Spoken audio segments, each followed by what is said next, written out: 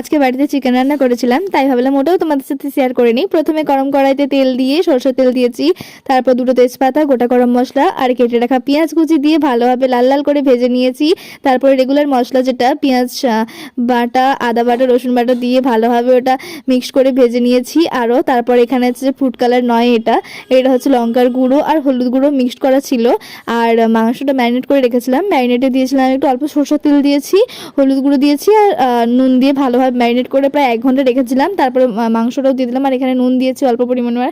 তারপর মাংসটা দিয়ে ভালোভাবে নাড়াচাড়া করে নিয়েছি, ম্যারিনেট করা মাংস যেটা রেখেছিলাম 1 ঘন্টা ধরে। তারপরে কি ভালোভাবে কষিয়ে নিয়ে অল্প পরিমাণে জল দিয়েছি। আর হ্যাঁ, তোমরা যদি আমার চ্যানেলটা এখনও সাবস্ক্রাইব না করে থাকো অবশ্যই আমার চ্যানেলটা সাবস্ক্রাইব করবে। আর এই যে ফাইনাল মাংস রান্না রেডি হয়ে গেছে।